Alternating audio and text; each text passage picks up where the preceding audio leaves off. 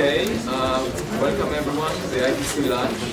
We just had an excellent colloquium, and by excellent what I mean is a very high signal to noise colloquium by Jerry Ostriker. As always, inspiring and intriguing, and can be falsified. So the young people in the audience should think about how to falsify it. Because Jerry will probably wait another week before he posts it, so there is a way of avoiding any issues. We'll start today with Rashid Sunyaev, who is visiting us. He gave a talk on Wednesday, and he will be speaking about Spectrum X, eRosita, All-Sky Survey, schedule, observational expectations, and key scientific goals. I should also mention that Rashid's son got tenure at Harvard over the past year, so we very much hope to see Rashid often.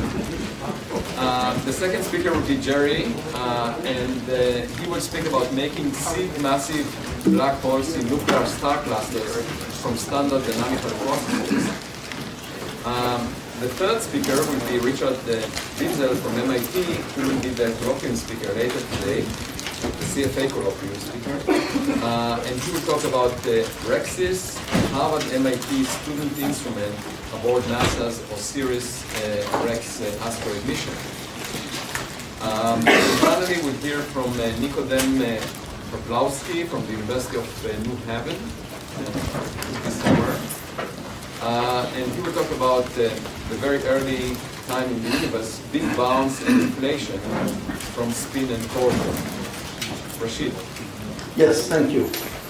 I will speak today about the mission which we started in 1987 to discuss, and I can tell you that then the first version, which was maybe 5 times more big, it collapsed simultaneously with the collapse of Soviet Union. You know, it was impossible to continue, and finally, because we were trying to keep the line in the budget of the country under this name.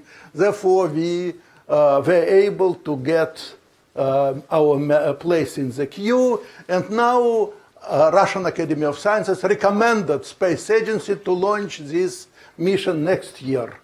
25th of October is a very important day for me because that day, key instrument of this mission, eRosita, will be sent from Munich to Russia, to Moscow, and simultaneously another Russian Mohat X-ray telescope, Arctic Sea, will be delivered to the Lavachkin industry near Moscow. But I will try to speak about science. You see, launch date, which is approved now. First, we will fly to L2 point during 3 months, and there will be performance verification and calibration. We will have first observation at that time, and we will see is science which we are expecting is real or not. Then we plan to perform 8 times all-sky survey, scanning mode, 6 rotation a day. 6 times, every source will be observed, every source on the sky will be observed 6 times during a day, 8 times per year during the whole mission. This is the plan. We will also study variability. Yes, there will be 2 deep survey arrays in the north ecliptic pole and south ecliptic pole, where exposition will be few tenths of kiloseconds in every point. Average, it will be 4-5 kiloseconds per point. Yes. Now I just show you very rapidly the telescope. In reality, these are 7 telescopes. And you see here, total weight is 820 kilograms. We started with Germans from 120, but our goal was the following. Device should detect all clusters of galaxies on the sky with mass higher than 2 times 10 power 14 solar masses. And to make this, it was necessary to increase device up to 820 kilograms. But it seems that it seems that the telescope will do this. What is important, that field of view is 1 degree, angular resolution is 15 arcsecond on axis, the spectral band is from 0.3 to 10 keV, and I can tell you that average over the field angular resolution will be of the order of 25 arcsecond. Yes, you can see this is the flight mirror system, 7 grazing incidence X-ray mirrors. You can see here 7 very big X-ray CCDs produced in Max Planck semiconductor lab. And this is not specially grown person, it is of my height. This is huge telescope. Resolution, these are calibrations. You see even on the carbon line, resolution is 49 electron volts. This is very, very good for CCDs. In standard X-ray band, it is 136 electron volt resolution. I can tell you also, this is the simulations, obviously. This is 1/8 of our sky survey, what we will see. And this is a Rosato sky survey. You see the difference. We will be maybe 30 times more sensitive than Rosat, finally. I told you that the main goal is to detect 150,000 clusters of galaxies. These are sensitivities. This is most important. In the beginning, this was most important target for this mission. But now, observations using from the South Pole, from Atacama Cosmology Telescope, will be reaching within few years similar sensitivity, and it will be absolutely great to put 100,000 clusters observed in the X-rays to 100,000 clusters observed in microwave, and to compare them. eRosita is better for nearby clusters, but SZ doesn't depend on the redshift, and there will be more high redshift clusters. This is what we dream to see. And you see also, this is a slide prepared by Eugene Churazov. Most important, do we see all clusters of galaxies? If everything will work well, then we see 100% of all clusters up to 3 times 10 power 14 solar masses, 40% with 10 power 14 solar masses. When we will get from object 1,000 counts, we will get also redshift ourselves for this object. But this will be a rare case, obviously. For now, I wish to tell you that we will observe of the order of 3 million AGNs, and we will follow their variability. But very important, I am glad that great professionals in baryonic acoustic oscillations are in the room. Our dream is to detect baryonic acoustic oscillations for these 3 million AGNs, and we hope that it will be, information will be enough, if we will get redshifts, obviously, to measure it at several redshifts, and for example, for redshift from 0.8 to 1.2 and so on. There will be several samples for different redshifts.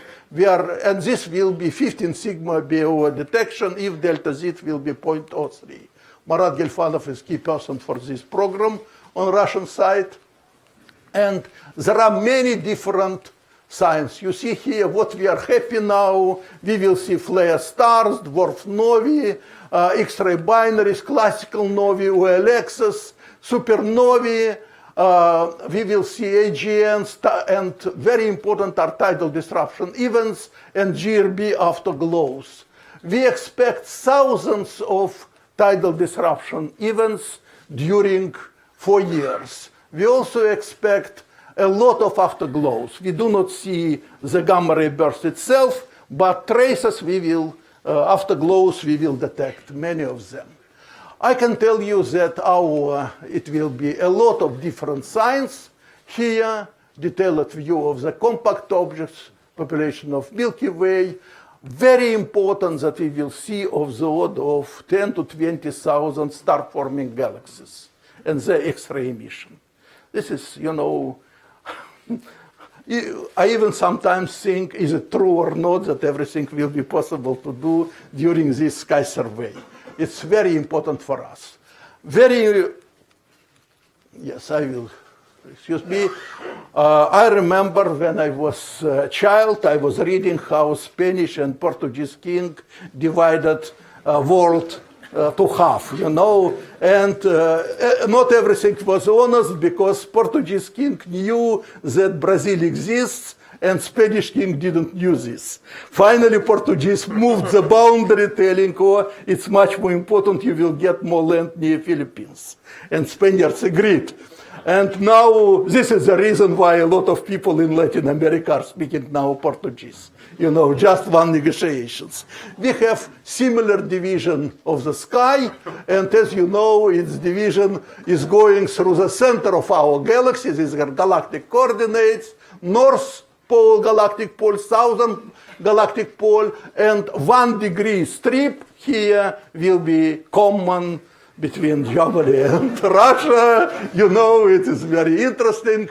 And now we are negotiating with groups on Hawaii and in Japan that Subaru will make for us very deep survey of the North ecliptic pole here, so that we have in the place where we will have very deep survey. This is what I wanted to say you. Thank for your invitation, but I can show you also how this is, I wrote here competition, but we dream to establish very good relations with Atacama Cosmology Telescope and South Pole Telescope, so that it will be possible to observe at different redshifts, also clusters of galaxies of different mass. And you see here what already is well known. Blue are Rosat clusters, which Rosat Sky Survey gave us. Red is the Planck Survey, 1,000 clusters which were detected in CMB, using CMB. And black, this is amount of clusters which were observed from 2,500 degrees only by South Pole Telescope. It will be great to have X-ray image and optical image and sub-millimeter image, and to get a lot of physics around and also a lot of cosmology. And I think that from the point of view of BO, we hope to work together at some moment with continuation of both. Thank you.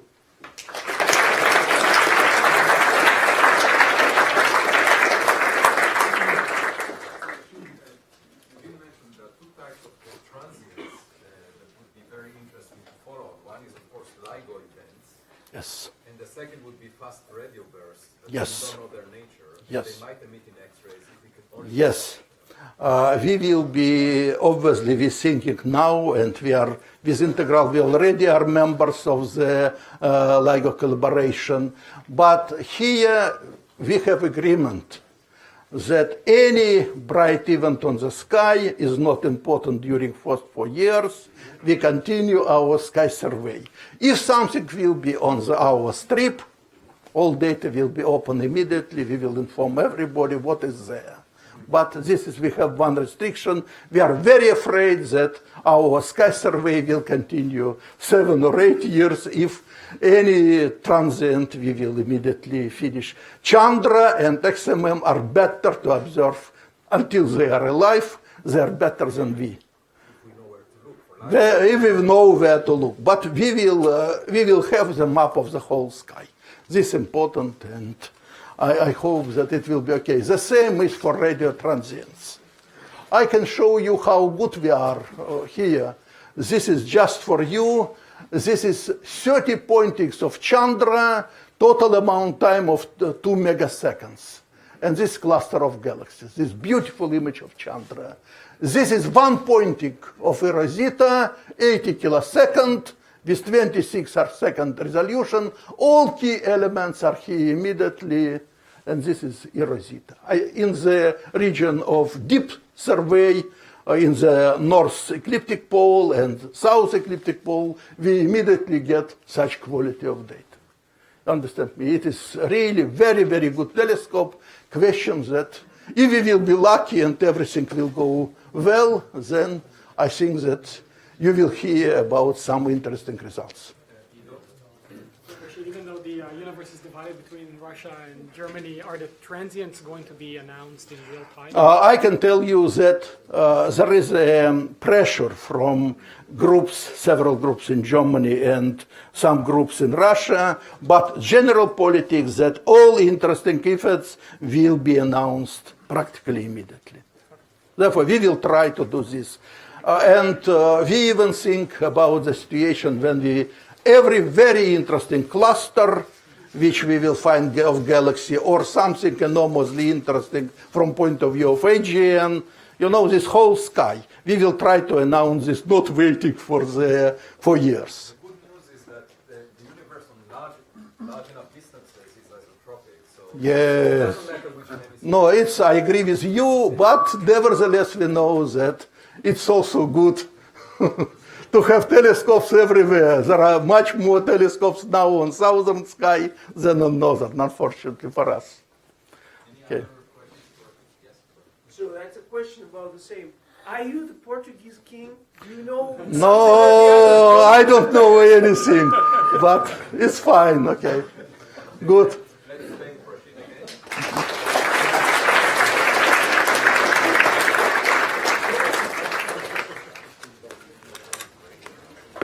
This solid.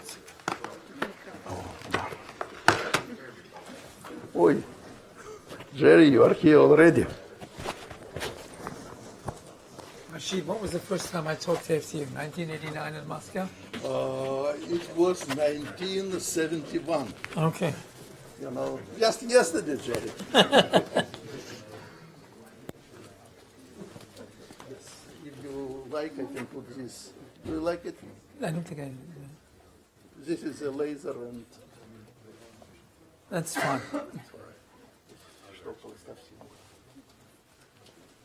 This is not the first time I've talked after Rashid. He warms up the audience wonderfully. The first time was 1970 what in Moscow? Yeah. It's a pleasure to be back at Harvard.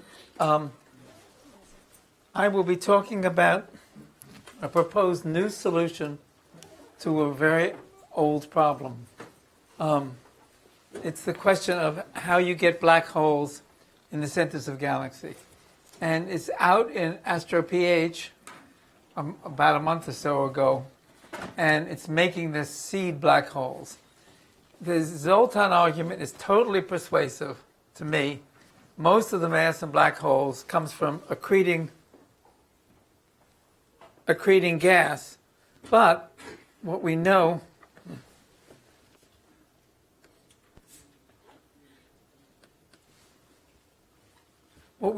is it's not so easy to get it started. What are the standard problems in getting it started? Well, the Eddington time is half a gig a year. So if you start out with a 10 solar mass black hole, you're not going to get up to 10 to the 5th or 10 to the 9th solar masses. And it's actually worse than that because that assumes it's on all the time. And if you look around us at black holes in the center of the galaxy, they're on maybe 1% of the time. And if you look at them at high redshift, it's a few percent. So you should multiply this number by about a factor of 30 for the growth time of black holes. It's very difficult to do by accretion. But they're found at high redshift. Another fact of interest is that the black holes at the centers of galaxies are tightly correlated with the galaxy properties, even though the scales are different by a factor of 10 to the 5th. How does this come about? Not obvious. And then the final point is that our galaxy has a black hole in it of 4/10 to the 6 solar masses, but it's near the lower boundary. Galaxies much less massive than ours don't contain black holes at the center. There seems to be a cutoff for some reason, just factually. So those are some facts we'll try to understand. Now I'm going to digress and talk about nuclear star clusters.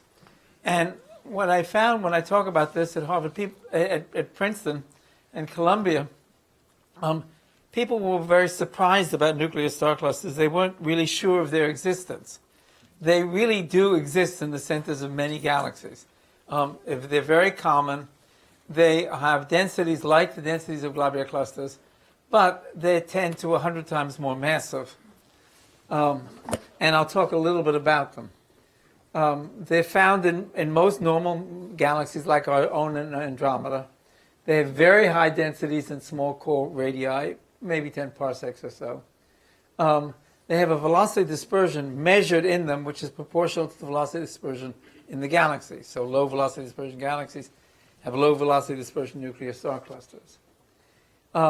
They have masses that are comparable to the central black holes. In other words, in our galaxy, the black hole is maybe half the mass of the nuclear star cluster. In Andromeda, the black hole is maybe twice the mass of the nuclear star cluster, but they're comparable in both cases.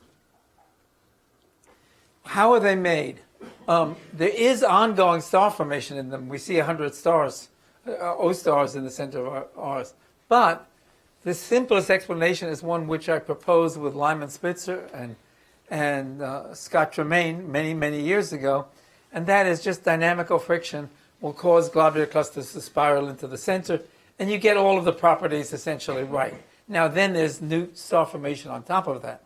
But the fact that they're formed initially by inspiraling globular clusters is plausible. Now, then the question is, could these be the sites? Could interactions in nuclear star clusters make the black holes? That's what I'm exploring.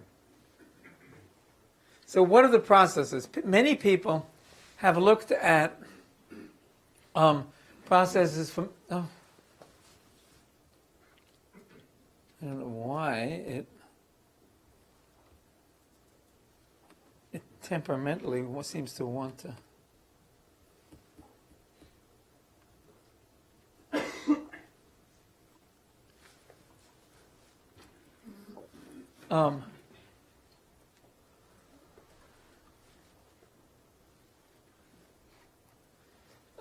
what are the dominant processes? One is collisions among stars, physical collisions. But they won't actually happen in nuclear star clusters. They're relatively uncommon. Interactions with binaries will. If there's a black hole or a neutron star and it runs into a binary, it'll tend to swap with a lighter mass object and kick out the lighter mass object. Binary eject, and those will in fact eject black holes in low sigma systems, but not in the high velocity systems. So the high velocity nuclear star clusters, if they contain neutron stars or black holes, will keep them. What's the biggest... I'm just moving things to keep the machine happy. It'll make it think I'm awake. Tidal capture is the dominant process. How many people know what tidal capture is? A small fraction. Okay. Here's a black hole. Here's a star. It comes by it, raises a tide on the star. That tide, there's energy into it, and that energy, if it equals the energy the star had at infinity, then all of a sudden the star is bound. And this is a well-explored physical process, and it is the biggest cross-section of any process that happens in dense systems. So the first thing that happens is tidal capture. Here are the nuclear star clusters. Their properties, you probably can't see it very well, but this is mass versus velocity dispersion, the top one. This is relaxation time. These are different properties measured. But there's a lot of data on nuclear star clusters in normal galaxies, and they show very high densities with masses on the order of 10 to the 6 solar masses and relatively short relaxation times, considerably less than the Hubble time. And in particular, if you calculate the tidal capture times, this is showing the properties of ordinary nuclear star clusters and the tidal capture time. And the line is drawn where there's more than 10 per gig a year. So there are lots of nuclear star clusters in which, if you just make a standard calculation, a 10 solar mass black hole will be capturing other stars at an appreciable rate. And what we've done is just calculate what happens if you follow this up. So we put in a seed black hole in a system with why would we imagine that there are seed black holes?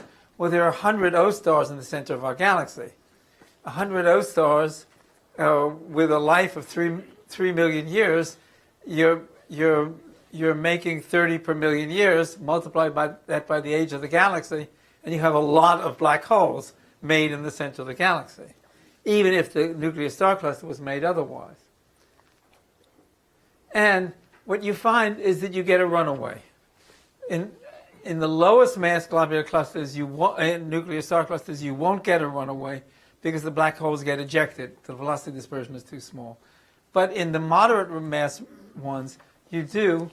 And it's a very straightforward calculation, and this is what you get.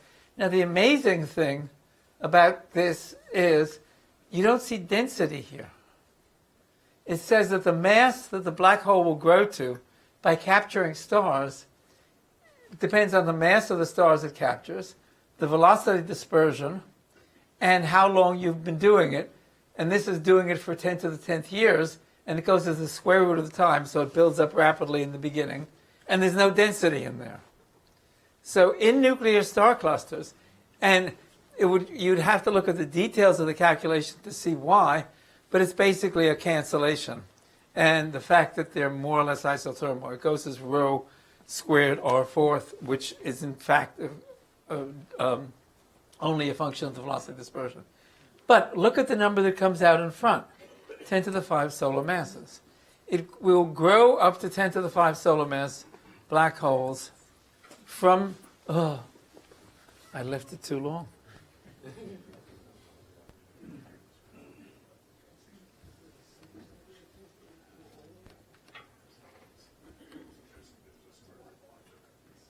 I'm just about 10 in any case.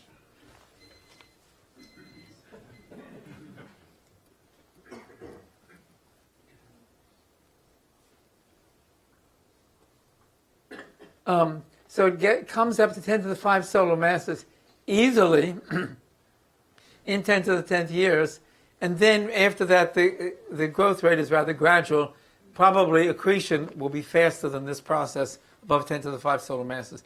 But 10 to the 5 solar masses is what you need to make the seed black holes that you have in the centers of galaxies. This is a diagram which shows nuclear stars. It's a little hard to read. This is the velocity dispersion of galaxies. This is the line that I just drew in the last figure. These are galaxies where there's upper bounds on the black holes. These are where the black holes are higher than the nuclear star clusters. And here the nuclear star clusters are higher than the black holes are higher than and our galaxy is right at the interface.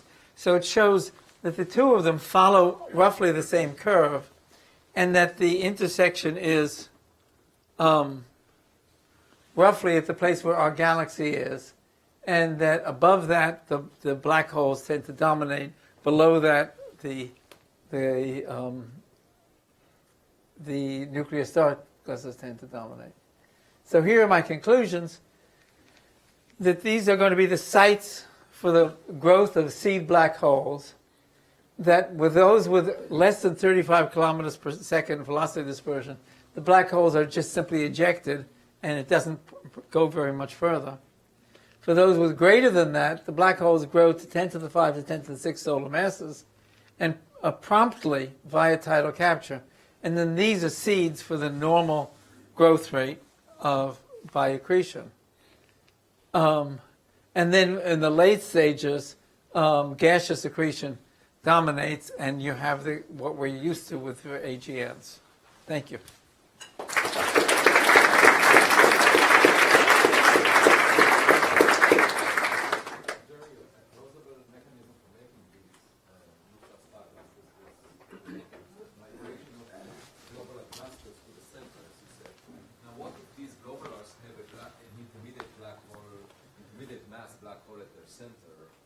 That change the dynamics, because then you start accumulating a lot of those much more If they had significant mass black holes in the center, it would obviously help starting the process. Well, but you have a number of them, so it's not just one.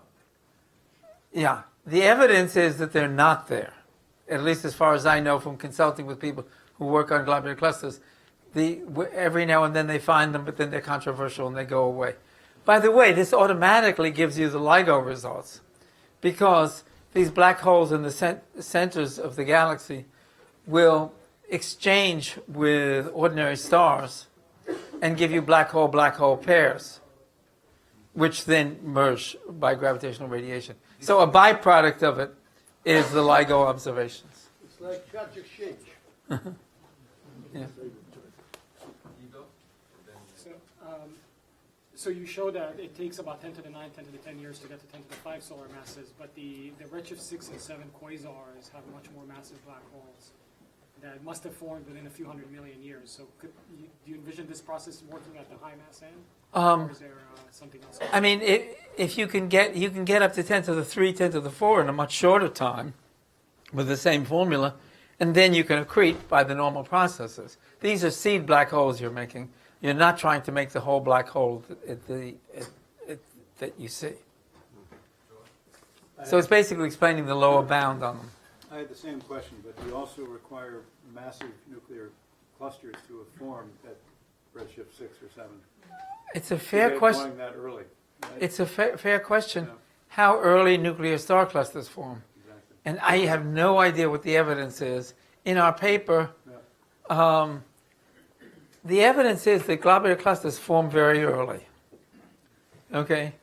Do they form as fast as the galaxies?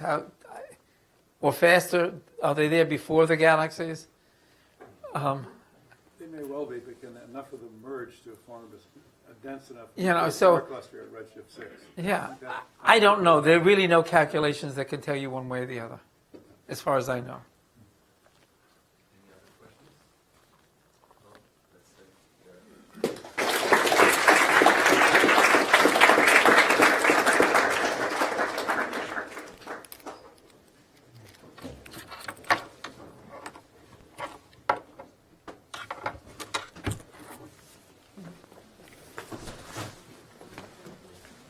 Oh, yes.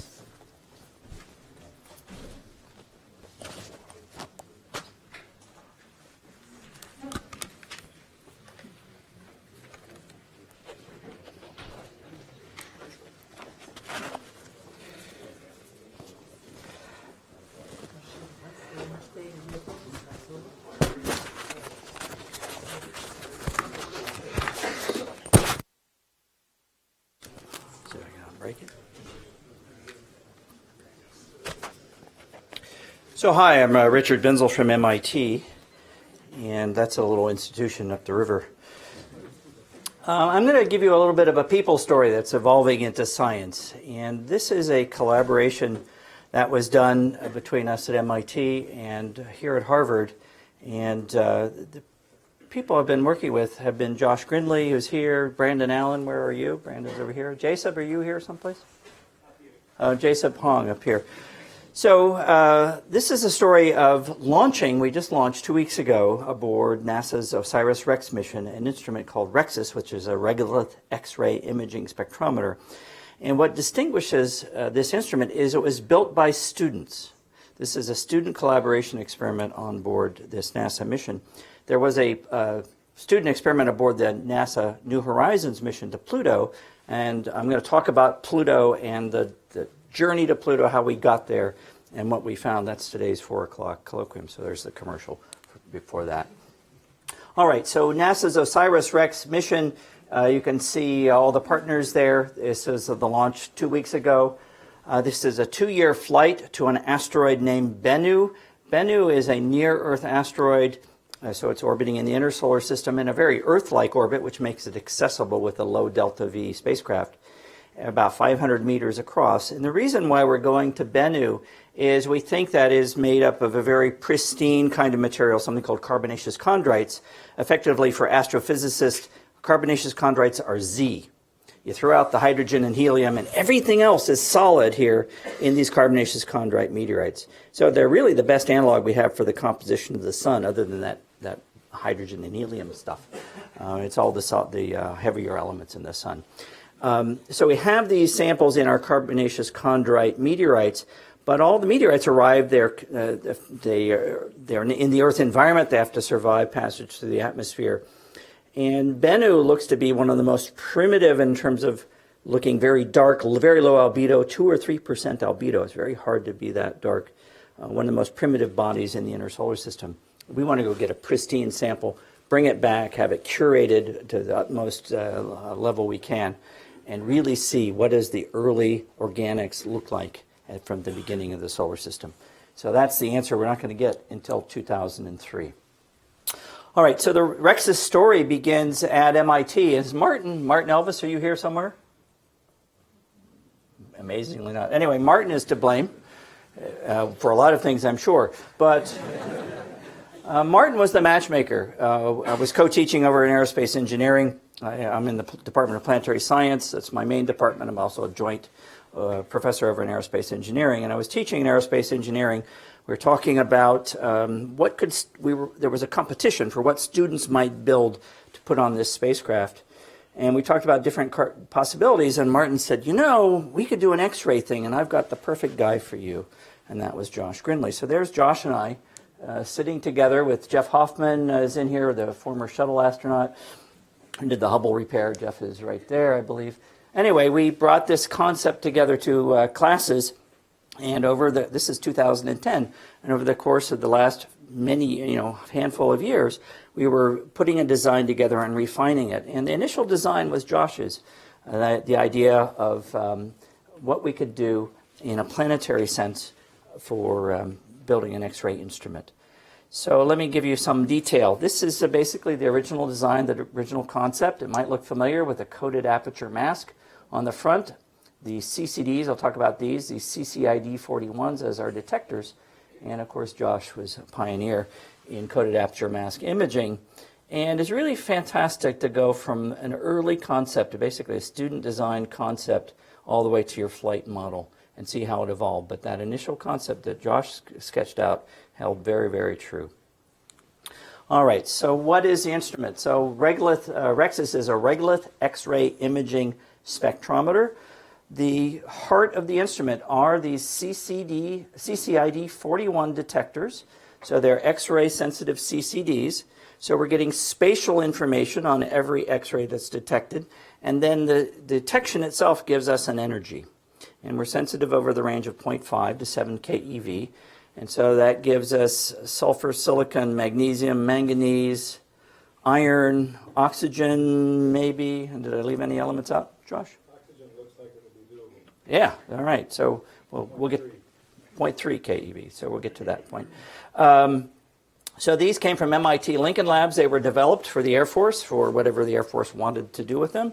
But they slid out from under the black curtain into the civilian space, and were offered and said, "Hey, anyone got an idea for what we could use these for?" And we immediately came up with this plan. So thank you to Lincoln Labs. So along with the main spectrometer, we of course have to keep track of the sun, and so we have an X-ray monitor. It's a silicon diode solar X-ray monitor to keep track of the solar variation. So as we're mapping the asteroid's X-ray fluorescence, we can keep track of what the sun is doing. So the basic concept is really pretty simple. Is we let the solar X-rays interact with the surface of the asteroid Bennu. Our elements in our 0.5 to 7 keV range are fluorescing. So we're measuring the location and the energies of any fluorescent X-rays. They're coming through our coated aperture mask onto the detectors. So it's two parts: the main spectrometer, looking at the asteroid through the coated aperture mask, the solar X-ray monitor, looking at the solar variability over timescales of minutes, hours, and days, and of course the energies tell us what the elements are that are present on the surface. The interesting thing about REXIS and why it was selected among the competition for all the student instruments that were proposed is that it complements the other instruments on board the spacecraft. Every other instrument on board the spacecraft is looking at the mineral abundances on the asteroid surface, and we're going to be looking at the actual elements on the asteroid surface. And our goal is to help pick the sample site for the collection of the OSIRIS-REx mission. So I didn't put too much in here about the OSIRIS-REx mission, but maybe I can speak to it in a minute. It's more the story of what was it like to get on board the spacecraft. So anyone who's done flight hardware, you know you go through countless reviews. They're constantly undergoing NASA reviews. And basically you get to a point and you can't make any more progress until you get through your review. Well, of course, every review we had scheduled corresponded with the historic snowfall. And so we could predict the weather based on our reviews. These are REXIS parts that ended up in a UPS truck accident. And not only did the parts fall out of the truck, but that truck, the place of the accident is actually a bridge, and below the bridge is a railroad track. So we had REXIS parts in an accident, falling out of the truck onto the railroad tracks and run over by a train. You can't make this stuff up. We had a failure in a vacuum chamber, which coated our best set of detectors in zinc. Because it's a sample return mission, there's all sorts of contamination controls. We couldn't fly these. We had to go with our backup. In the process of doing vibe testing, something came loose. And in the process of fixing and repairing the loose bolts, one of the flex prints got torn. And this is too late to fix it because we were getting too close to launch. So we're flying with not quite all the circuitry we might want. And even worse, we were on board, we were at Lockheed Martin. We'd been delivered from MIT out to Lockheed Martin. We're on the bench to go on the spacecraft, and we start seeing, instead of, when we look at our energy spectrum we're getting from our test data, we were seeing this gray curve, which was just a blob with no energy detectable below 1 keV. And so we weren't resolving any of our lines. We were not resolving any of our lines. So we're basically just seeing nothing but noise. And we're supposed to go on the spacecraft, and we had to find a solution. And this guy, Brandon, where are you hiding again, Brandon? Brandon's over here. This guy, I think I have a picture of you. I probably hadn't slept in a week, maybe a month, I don't know.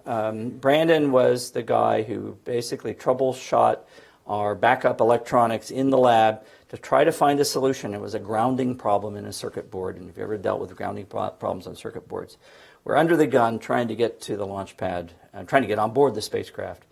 And Brandon, working with Ed Bacour, came up with a solution, which we then brought the instrument back to Lincoln Labs, executed the solution, sent it back to Lockheed Martin, and all we wanted for Christmas was to get the darn thing on board the spacecraft.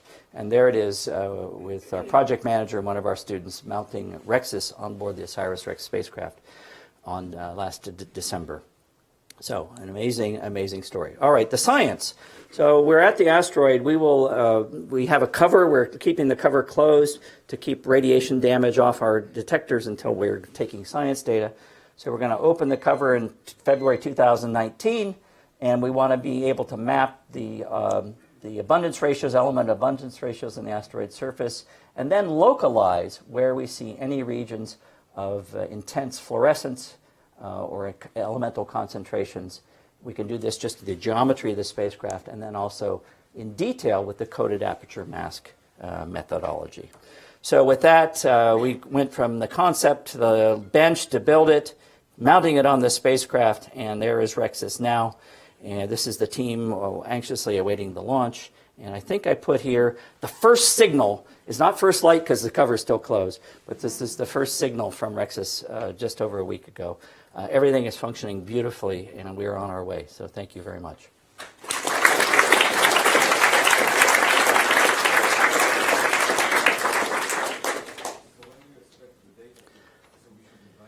Yeah, so OSIRIS-REx gets to the asteroid in 2018, in fall of 2018, 2-year flight. Pluto was 9.5 years, but we'll condense that this afternoon. So, and then we open in early 2019. So it'll be calendar year 2019 when we're operating and getting our data back. So it's going to be very interesting to compare the mineral maps to the elemental abundance maps. And we think we're going to be better. So this is a student project, right? And it went over several years. So So was there a turnover? Constant turn, yes, so constant turnover. How do you pass the information? Yeah, well, you have grown-ups involved. But we were very fortunate that we have one student. His name is Mark Chodas, and a lot of credit to Mark. And my project manager, Becky Masterson, is really the nexus of REXIS. She's spectacular. But we had one student who started as an undergraduate and is now still a graduate student. We just don't sign his thesis either, is another way of keeping him around. But the students understand this implicitly when they arrive, and so the older students have done a fantastic job of mentoring the next wave as they come through. So, but that's been part of the process, very much a part of the process, and maybe part of the gray hairs too.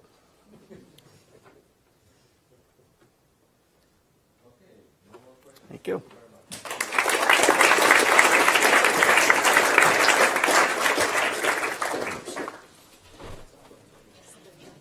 Oh, good idea.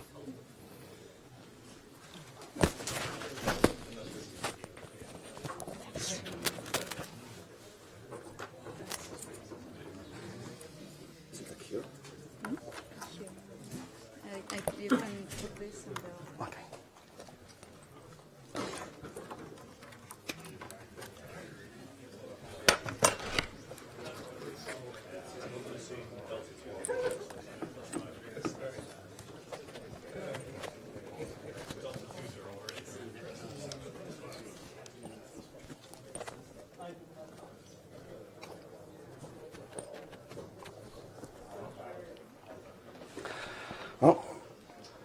Good afternoon. I'm very honored to talk to you about big bounce and inflation from spin and torsion.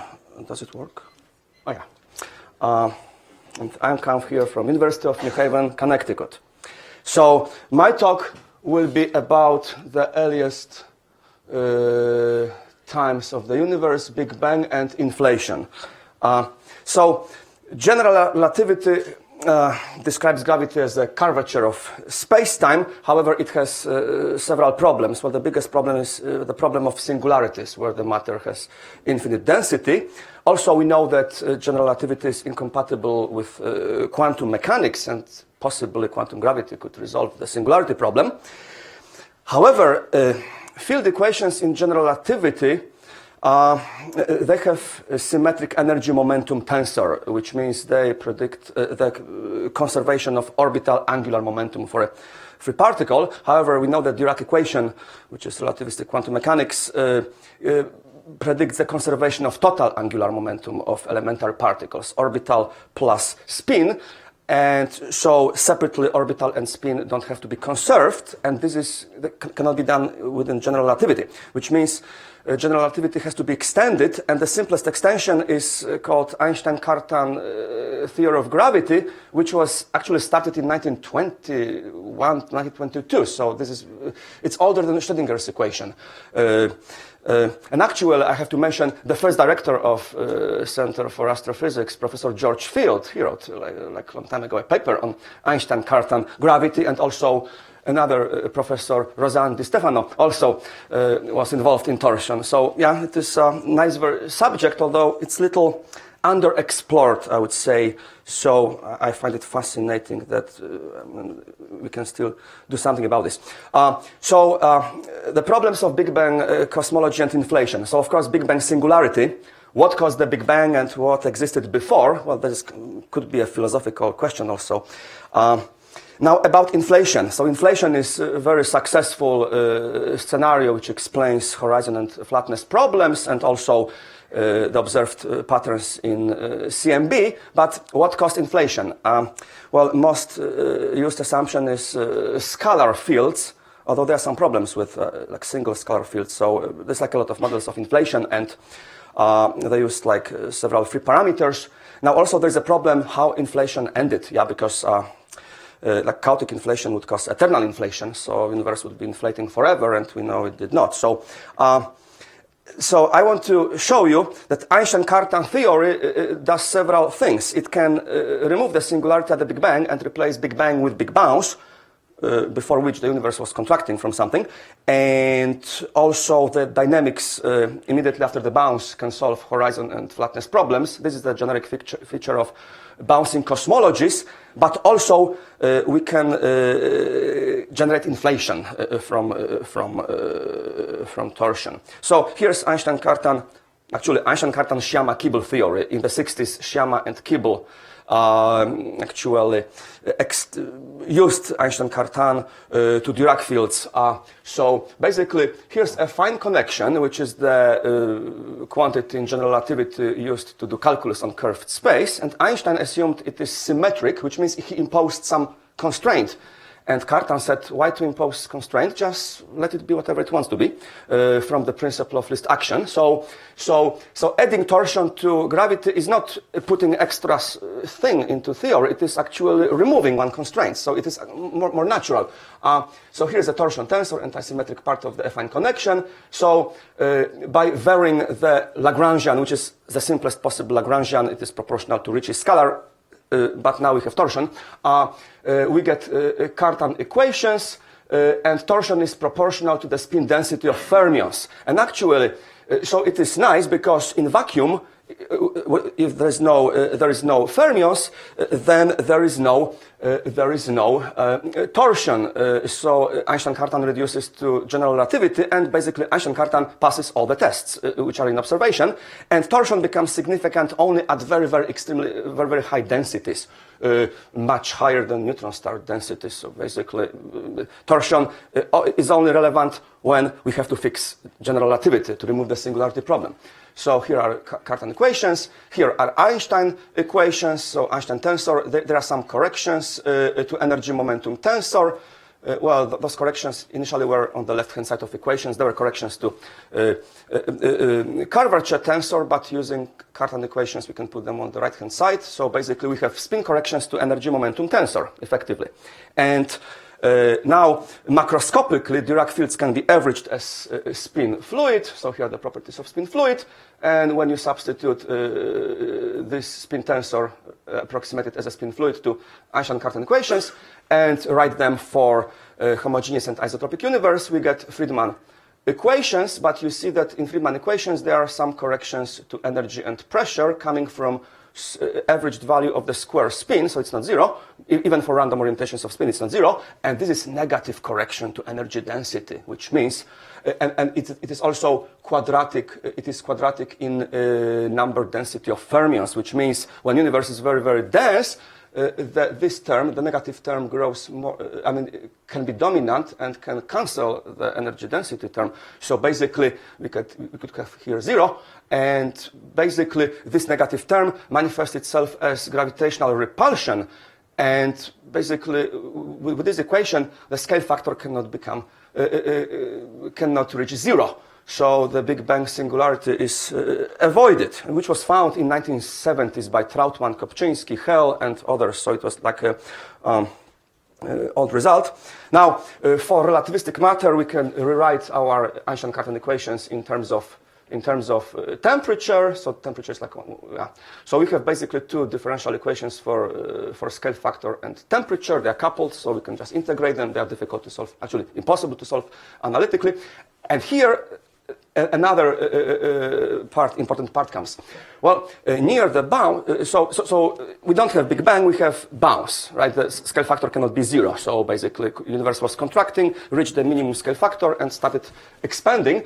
But near the bounce, we have strong gravitational fields, and quantum effects in strong gravitational fields result in particle production. So Parker, Starobinsky, Zeldovich in the 70s, 80s were working, and several other people as well. So basically, there is a particle production rate which is proportional to curvature. So it comes here, and it has to be added to the second Friedmann equation.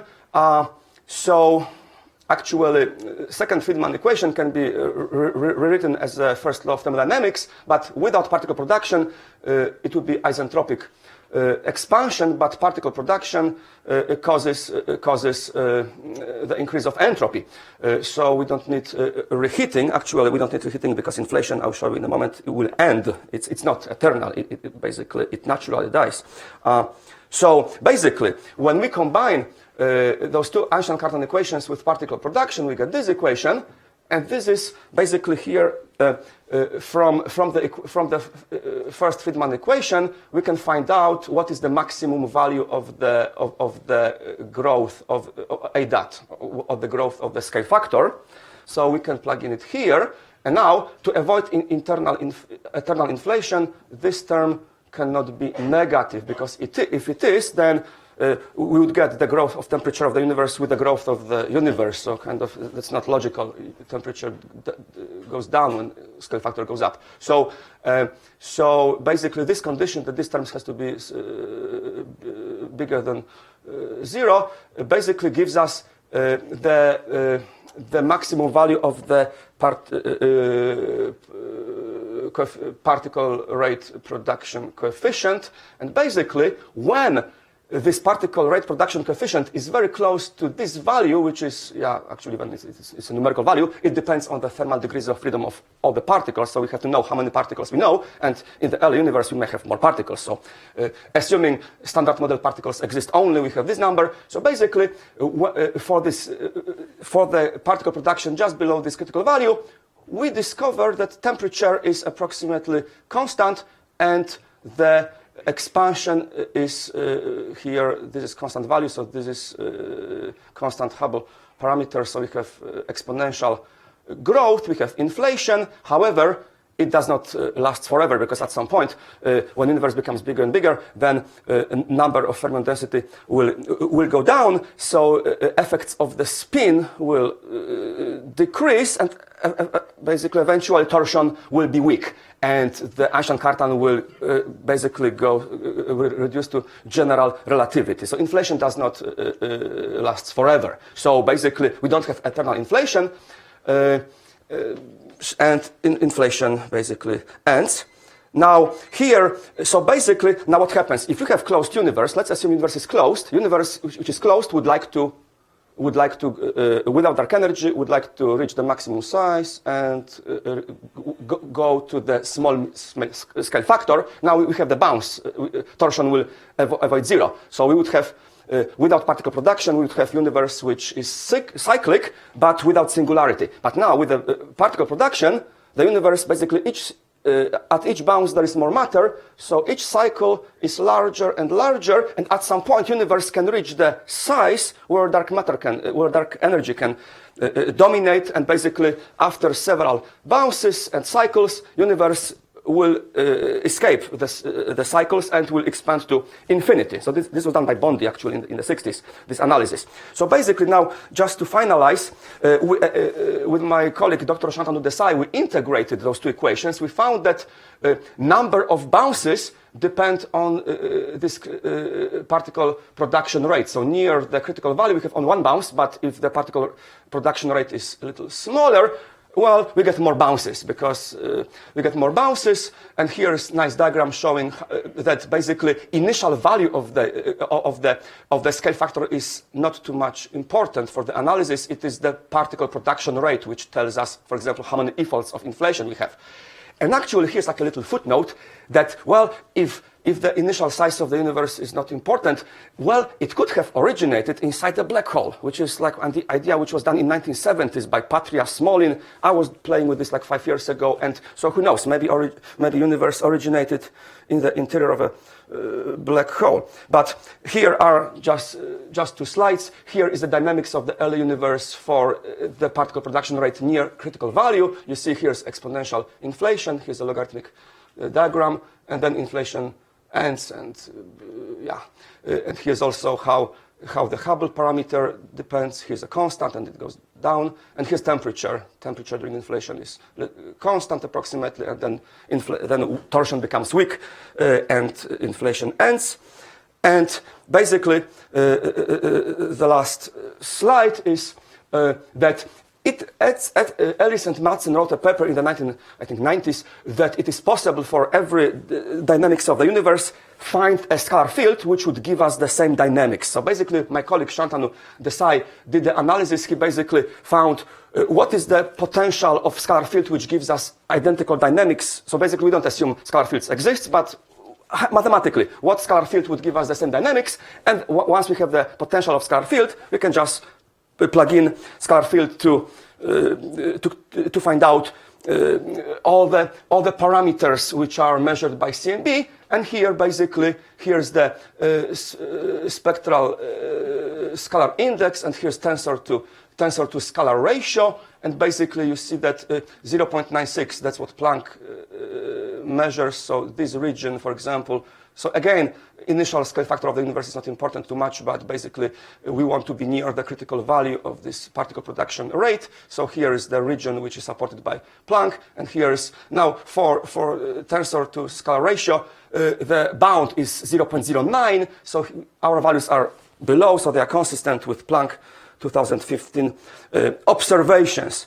So basically here, Professor George Field and Dr. Rosanna Di Stefano, I mentioned them here as people who did torsion here, and here are the references for those of you who are interested in learning more about torsion and spin. Thank you very much.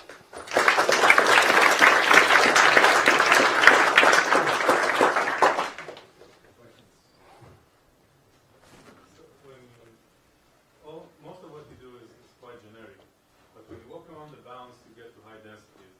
Do you get to densities which are high enough that you need to now care about particle interactions? When you walk at low density, you don't care about the interactions whatsoever. It's gravity, spins, general stuff. When you walk around the bounds, everything is very compact.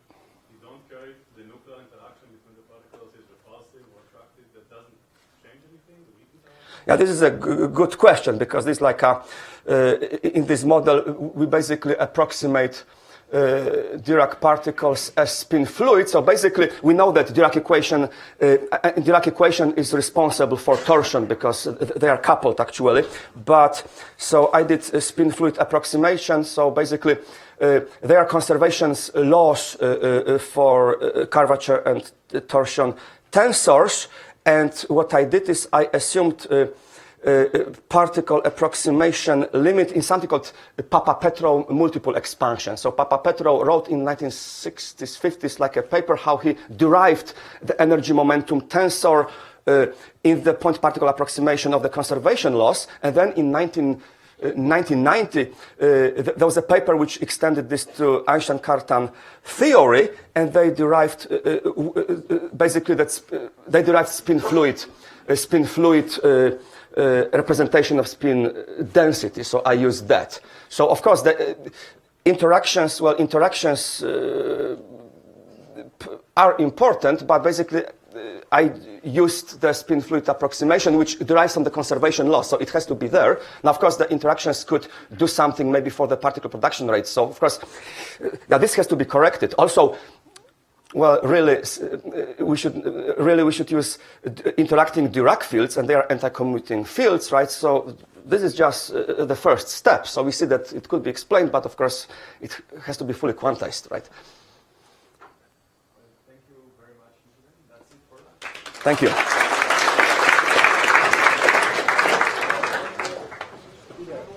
there black hole solutions in Einstein-Cartan theory? I don't know anything about it. Thank you. Can we just switch off the mic? Oh, yeah, of course. So technically, in black holes,